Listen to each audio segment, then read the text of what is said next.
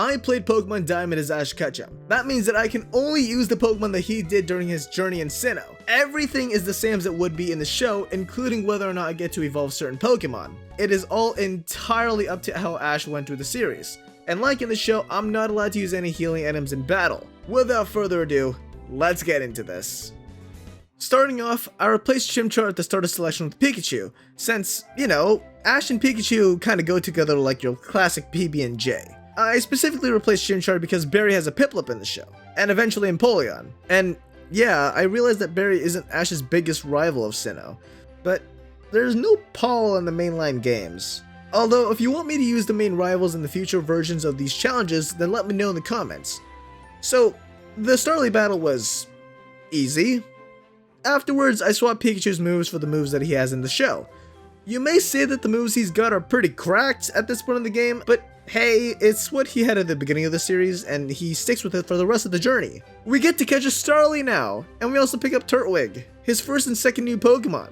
Now we've got a rival battle to get through. First rival battle against Barry, and it goes about how you would expect with a Pikachu that knows Thunderbolt. We utterly swept him. Time for our first gym, but before that, Ash evolved his Starly into Staravia. Alright, let's go fight Rourke.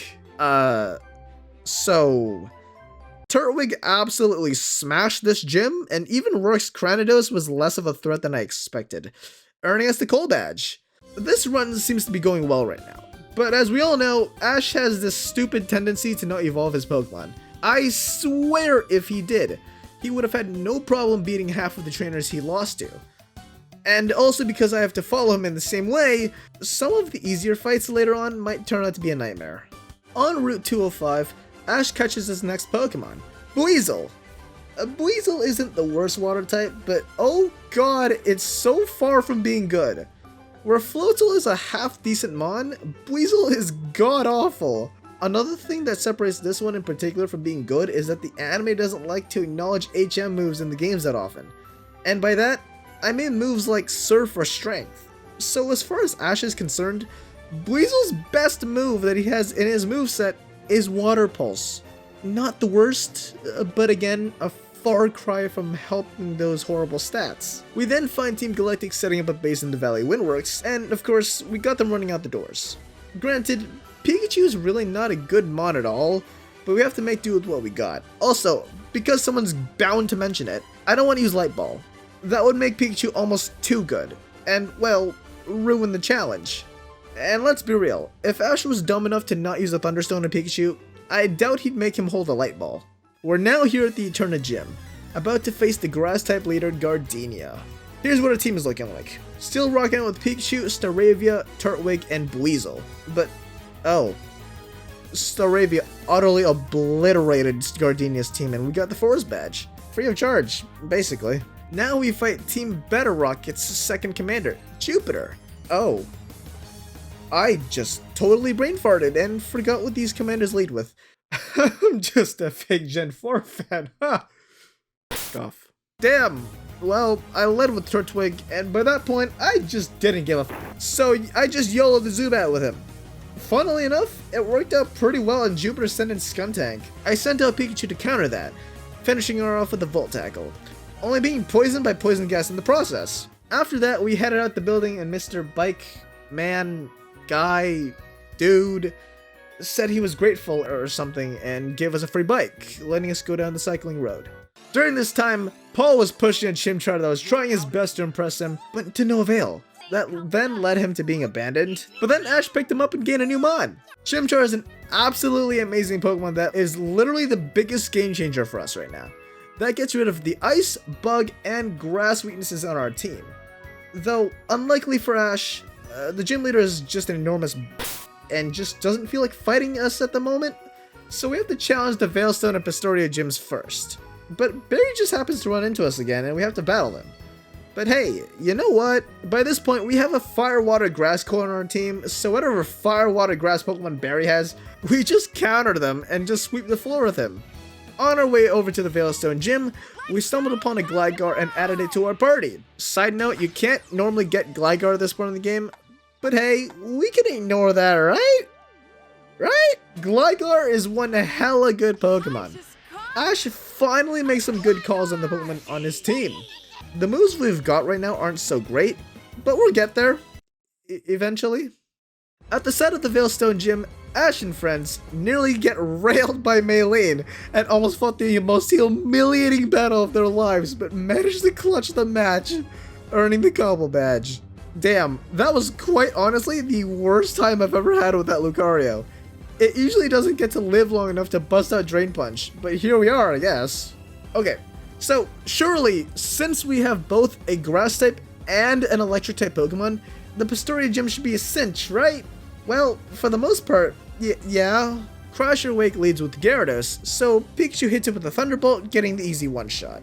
Quagsire is next, but we've got a Turtwig, so no big deal there. Except that it somehow lived a Razor Leaf from full? But we got the KO in a few more turns. Floatzel is his last Mon, and it... Wait. What? Where's the Ice Fang? I know it's got it, but why is it not... Oh. There it is. Okay then! Well, we stand in Buizel to quick attack its older brother, and that's what got us the Fen badge. Barry then decides to challenge us to another battle, and seeing as how he still only has a Starly, what did you expect would happen? We show him who's superior and move on to our next gym. In between the road from Pastoria and going back to Hearthome, Gligar evolved into Gliscor because some guy that likes sniffing people gave us a Razor Fang? But hey, we usually just ignore that part of him though. Regardless, Gliscor is such a cracked Mon though. Shame that Poison Heal doesn't exist yet though. We're back to Hearthome to fight the gym leader for real this time because Fantina has some business to attend to last time. The prick. Do your job as a gym leader! Before battling her though, Turtwig finally got to evolve into Growl, giving us the much needed upgrade in base stats. Here's the team recap by the way, with all the stats and moves in case you're wondering. Drifblim wasn't hard to deal with, just a few hits from Gliscor did the trick. The problems came from her Miss Magus and Gengar. Miss Magus straight up knocked out half our team, and Gengar made me resort to using Volt Tackle, which I don't usually use since it does a third of recoil back to Pikachu, and Pikachu's not the bulkiest thing alive, so it's more risk than it is reward, especially because I'm not using Light Ball. Anyhow, we got the Relic Badge. On the way to the Canalave Gym, our heroes have another run-in with Barry, who this time finally has a Staravia. How will our heroes fare with this challenge? Ah, who am I kidding? Despite finally smartening up and evolving a Starly, Barry is still no match for Ash and his Pokemon, even with how much sense it doesn't make because we too have an unevolved Chimchar now. So I mean, I can't really give him too much. Time to battle Byron. And, yeah, he did a bit more than I'd hoped. Bronzor and Steelix were no problem, don't you worry. But that Bastiodon, it scares me. It went for Asian power and got the Omni Boost first turn. That thing was on a straight rampage because it's so bulky. Pikachu did manage to save my ass with a few Thunderbolts, but I was expecting Grottle to hard carry me in this one. Team Galactic then just decides to blow up a lake and a half, so we've got to get them out of there. During the trip over to the lakes, Staravia evolved into Staraptor and learned close combat. Finally! All this latent power is being drawn out! Suck it, Barry! You're a third-rate trainer with a fourth-rate Staravia. Alright, I'll be honest, I didn't remember Saturn having a Kadabra instead of the usual Zubat or Golbat, and that would be none the more obvious than the reaction I had playing through Brilliant Diamond for the first time, which you can check out via the playlist in the iCard. Anyways, after clearing out Lake Valor, we have to go to the lake near our hometown to take care of things there. At Lake Verity, we fight Mars. And I mean, need I say more? Pikachu takes out Golbat, Chimchar scorches Bronzor, and Staraptor punches her Perigly into the next dimension. Now all that's left to do is to go to Lake Acuity to help that fourth-rate guy I was talking about earlier. To get there, we've got to walk through the frozen tundra that is Route 216 and 217. But hey, we've got a literal Fire-type Mon. Granted, it's not a great one, but we do have Flamethrower, so that's enough for me. While we're up here, I decided to go challenge the Snowpoint Gym since those Team Planet grunts wouldn't move until I did, for some weird reason. Well, we've got a Chimchar, and this gym's Ice-type. What do you think happened? Just a melted Massacre and Staraptor to finish off her Metacam. That earned us the Icicle Badge, then Chimchar evolved into Monferno, and learned Mach Punch. A hella good double-decker deal. Alright, time to go check up on Barry. Oh. And he's just sat there crying. Okay then. So, I'm supposed to go to Veilstone and debunk their plan. Okay, thanks for telling me where I need to go to give you all a roundhouse kick. Our first Cyrus battle. Pikachu beat Murkrow and Golbat, and Monferno one-shotted his Sneasel. Tough fight, huh? Well, not that his team is really that good, because you can literally rip it to shreds with a Rock-type move. Afterwards, we freed the Lake Spirits because we're the good guys. Apparently. Although, before we get to that, we have to beat Saturn. But as every normie that doesn't play Pokemon religiously says, second verse, same as the first. And that's how the battle went. We freed the lake Pokemon after and gave chase to Mount Coronet to take Cyrus down before he can make a new universe. You know, after playing through Legends Arceus, I've got a newfound appreciation for Spear Pillar. Bro, Mars and Jupiter's got nothing on me. Legit, Glasgow wins everything! Okay, I'll see myself out now. Pikachu's got the- never mind. Alright, please go finish them off. If only Barry had better Pokemon. Whatever, we managed to beat the double battle. It is time for the final Cyrus battle. Everything was going great until he sent out his Crobat. It just nonchalantly knocked out both Buizel and Gliscor. Alright buddy, you're forcing my hand here. Staraptor, sick him. And with that, we dismantled Cyrus's plan and just kicked the God of Time back into its corner, copped its orb, and went to Sunyshore City. On the way, or rather, more like out of the way, we found a Gible to add to the party. I didn't think Ash got the memo since both of its Dragon-type moves are special. Meanwhile, Gible is a physical attacker. Don't even get me started on the fact that he never even evolved it. Oh yeah, that's another thing. Never have I ever heard a single character in the anime call a Pokemon to use Earthquake. I get that with the Gible evolution line, it doesn't learn it by level up, which, by the way, is the most what the f thing ever in Pokemon. But not a single Pokemon ever uses it in the show. Okay, wait, side note. I stand corrected. It has been used, but barely. The last time it was ever used in the anime was during the Advanced series, which, should I remind you, was the Hoenn Saga, Generation 3. Funnily enough though, the first time it was used, I'm using information from Bulbapedia by the way, it was used by Misty's Togepi via Metronome. That's some comedy right there. But alright, yeah. Final gym time. Electric-type gym leader and my Ground-type Pokemon. Granted, I would have used Forterra more if only Ash had Earthquake on it, but I digress. As you can imagine, Gible smashed every Pokemon in this gym. Or he would have if Volkner's team wasn't so weird in this game. Dude, why do you have Octillery and an Ambipom? But of course I had to revive the sickest scene in the anime where the electricity went off in the gym and it was just Infernape versus Luxray. Infernape being knocked down to the point where Blaze activated and beating Luxray sideways. Honestly, I'm getting so hyped imagining that scene in my head. Holy hell.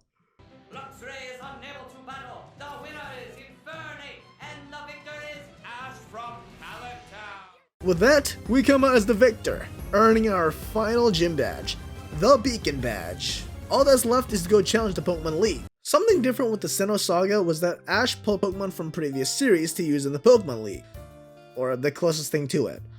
So I'm doing the same thing. Granted, not exactly the same, because for this first theme run, I just want to bring in one team for the entire league. That said, out of all of them, Ash chose Heracross, Quilava, Snorlax, Noctowl, Sceptile, Swellow, and Torkoal to add to his existing Sinnoh Pokemon. Before I pick the final Pokemon for the entire league, we have one last rival battle to get through. Barry's rocking a full roster this time. His Staraptor is still third rate compared to mine, but at least he got somewhere. Kinda. Barry sends in Snorlax next, which made me question why Ash never evolved his Buizel, so I swapped into my own Staraptor instead and one-shotted it with a close combat.